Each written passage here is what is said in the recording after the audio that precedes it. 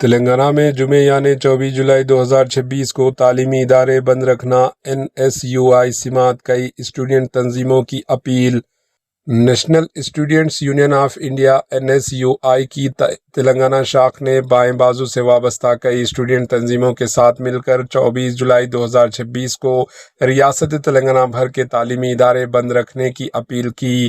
یہ protest student کی جمہوری حقوق پر مبینہ حملوں اور دہلی میں اسٹوڈنٹ کے خلاف پولیس کارروائی کے خلاف کیا جا رہا ہے۔ اس بند کی حمایت student federation of India, all India student federation PDSU، AIFDS، AISB، AIPSU سماعت کئی دیگر اسٹوڈنٹ تنظیموں نے کی۔ NSUI تلنگانہ کے ریاستی صدر وینکٹ سوامی نے پروٹیسٹ کا اعلان کرتے ہوئے کہا کہ یہ بند بھارت بھر میں مرکزی مودی حکومت کی تعلیمی پالیسیوں کے خلاف پروٹیسٹ کرنے والے اسٹوڈنٹ سے اظہار یکجہتی کے لیے منظم کیا جا رہا ہے۔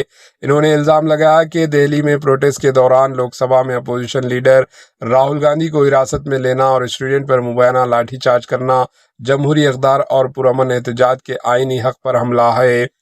Bureau report, AHN news. AHN news کے YouTube چینل کو سبسکرائب کریں اور بیل آئیکن کو دبانا نہ بھولیں تاکہ آپ کو ہر نئی آنے والی ویڈیو کا نوٹیفیکیشن بر وقت مل سکے۔